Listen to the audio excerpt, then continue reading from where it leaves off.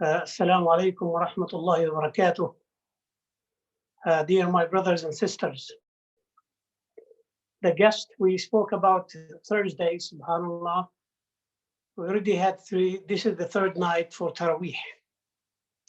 And tonight, I wanted to share with you one of the most core, probably top three needs that we need to do in the month of Ramadan.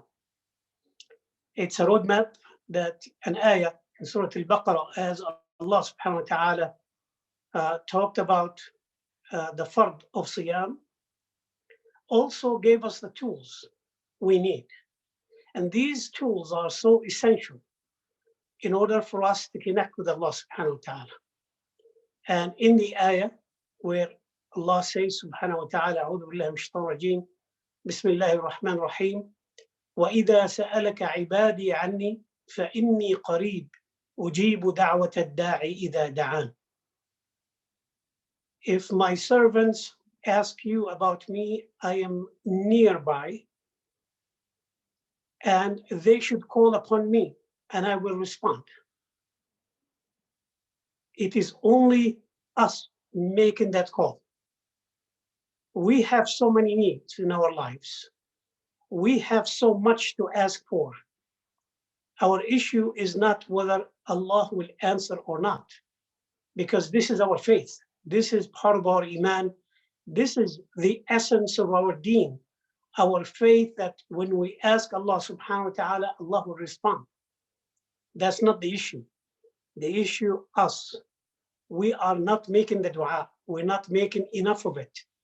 However, when we make that dua in the month of Ramadan, when we get too close to Allah subhanahu wa ta'ala, there are rules for that tool to work, for it to be activated. Number one, sincerity. We have to be extremely sincere. If we do not have ikhlas, as we say, forget it. It's going nowhere.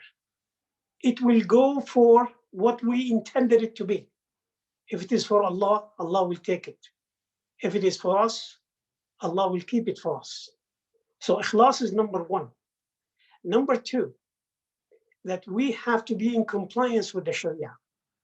We have to ask Allah subhanahu wa ta'ala the way He taught us in the Quran and in the Sunnah, which means we ask Him anything that's good for us in this dunya and in the hereafter, for us all the way to humanity. Number three, we have to be persistent. We can't just drive through Ramadan and the dua and call it a day. Oh, I made a dua a few nights ago. Let me see, let me wait and see if Allah subhanahu wa ta'ala will answer or not. It doesn't work that way. Allah loves the expression when we say Allahumma, to be persistent, to be consistent, to be demanding of Allah subhanahu wa ta'ala. Allah loves us when we are demanding, when we are persistent. And He is ahead of us. And the Sharia is so proactive, and the Quran, and the message in the Quran is so proactive. He already told us, وَإِذَا سَأَلَكَ عِبَادِي عَنِّي فَإِنِّي قَرِيبٌ أُجِيبُ دَعْوَةَ الدَّاعِ إِذَا دَعَانِ. إِذَا in Arabic, it's conditional. If my servants call me. How do we expect Allah subhanahu wa ta'ala to be with us in the month of Ramadan, and we are not with Him? I suggest the following as a homework. Why don't we make a list? Be conscious of this list. What is it that we need? What is challenging us? Whether it is health, whether it is family, whether it is work and money, home, anything. Go ahead and list it. Be conscious of it. Focus on it. Dedicate a dua for each and every need of yours. And make others to make dua for you. Because you never know. You never know if there is somebody out there is sincere. At the moment when Allah subhanahu wa ta'ala is listening, and there you go, you have it free. You only needed to ask not only Allah, but to ask somebody else, a spouse, a child, a brother, a sister, anybody that you believe that they will be sincere when they make dua for you, inshallah ta'ala. These tools must be utilized because the Prophet ﷺ said, عجبت لمن أدرك رمضان ولم يغفر له.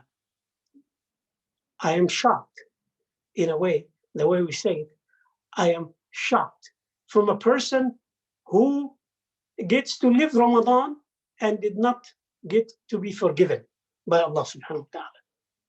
The Prophet ﷺ is wondering, you have been enabled, you are healthy, you're strong, you're conscious, you're a Muslim, and you live the month of Ramadan and you don't get to be forgiven? What happened? What went wrong with our relationship with Allah subhanahu wa ta'ala through Ramadan? Therefore, this is a month is so highly focused on making dua. It's about dua. Even in the Quran, when we are reciting the Quran, it's dua. It is about us communicating with Allah subhanahu wa ta'ala.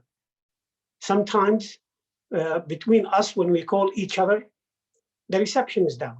You turn your PC or your computer, your phone, and you don't have a signal. But with Allah subhanahu wa ta'ala, rest assured, that signal is 100%, 24/7 in your life. There is absolutely no other connection like this divine connection. It is us utilizing this tool. Allah is inviting us. Subhanallah. If any of us gets a phone call from the White House saying President Trump or the President of the United States would like to talk to you, to speak with you, what's going to happen? Are you going to ignore it? Just say, the president, I don't care. You get, even if your boss, even if your neighbor, even if the police, if anybody, you think they're serious, they want to talk to you, you pay attention. Allah is inviting us, and Allah is the King of all kings. Allah subhanahu wa ta'ala is the master. He is the master. Isn't it time for us to live with it, with consciousness? That we are conscious every day, we are fasting for the sake of Allah. I am not doing this for the sake of Allah. I am doing that for the sake of Allah. I am doing my salah for the sake of Allah. I am quitting food and drink for the sake of Allah. Around the clock, you are conscious. You are in constant ibadah. And when you go to sleep, rest assured, this is also accounted for. You are in ibadah. Just like you, when you're waiting for salah, and many of us sometimes don't have even the patience when we are waiting for salah, and we forget that the clock is ticking and your reward is being recorded as you're waiting for the salah. We think the reward starts the minute you say takbir. That's absolutely incorrect. Allah subhanahu wa ta'ala is so kind and generous that the minute you initiate the intention, and that's why when I talked Thursday about we had habits before Ramadan. Imagine now some of those habits, you attach a niyyah for the sake of Allah. You get rewarded. The minute you attach a niyyah fi sabilillah, and what you do is in compliance with the Sharia, rest assured you are rewarded. You are rewarded big time. Allah Azza wa Jal is so kind. And this month is the month of kindness. Allah subhanahu wa ta'ala is looking for us. Around the globe, this human being that claimed to be a Muslim, where are they? Where are they not calling us? The Malaika are waiting. The Malaika, actually, their job, one of their assignments is to make istighfar for the believers. Subhanallah al-Azim. Not only they're doing tasbih for Allah Azza wa Jal, but they also assigned to do istighfar for us. What more can we ask for? Isn't it time for us to utilize this amazing tool? of dua in the month of Ramadan. When you hear any reciter or you read in the Quran about Jannah, take half a second and deep in your heart ask Allah Azza wa Jal for Jannah. And when the hellfire is mentioned, take half a second and wish in your heart that may Allah subhanahu wa ta'ala protect you from hellfire, you and your loved ones. And that's why the believer is generous, not stingy, not only for themselves. They're always asking for themselves and others. And by the way, we all know if you are making dua in the month of Ramadan, any time for someone else, and there is an assigned angel, a malak, that will repeat after you dua and the same to you. What more do we need? What more can we ask of Allah subhanahu wa ta'ala? It is us, brothers and sisters, I hear all the time. And we all know now, I don't want to talk too much or even barely mention what is happening around us and around the globe of this pandemic and so forth and so on. Just do some reflections and start making dua. May Allah Azza wa Jal protect all of us from any harm, from any evil, and protect humanity from the evil side of it. That there are some people out there, they might try to cause harm for humanity. So may Allah subhanahu wa ta'ala protect all of us. Now, this is the third night of Ramadan. The best way to do is always to have checks and balances. Be your own judge. Let's ask ourselves tonight, so far, from the first night of Ramadan until today, which dua did we make? How much dua did we make? How sincere, how persistent, how much demanding of Allah have we been the past 2 days? This is where you always checks and balances before it gets too late, because some people might think, oh, it's just the beginning of Ramadan, then the first 10 days, the second 10 days, oh, inshallah, I will do the last 10 nights of Ramadan, I'll do Qiyam, and all of a sudden we get too busy. Okay, I'll do Laylatul Qadr, inshallah, the 27th, and here you go. Ramadan is out, Ramadan is over, Ramadan has departed, and we missed the chance. And it's a ticket that Allah Azza wa Jal is giving us to ride on the train of Ramadan, the train of Rahmah. Imagine there is a gate for Jannah called Ar-Rayyan. This gate opens only for those who fasted Ramadan. So can we demand of Allah tonight and start tonight that may Allah Azza wa Jal make us of those enter Jannah through the gate of Ar-Rayyan. Just make that dua. Make us qualify for and be amongst those who qualify to enter into Jannah from the gate of Ar-Rayyan. What a winning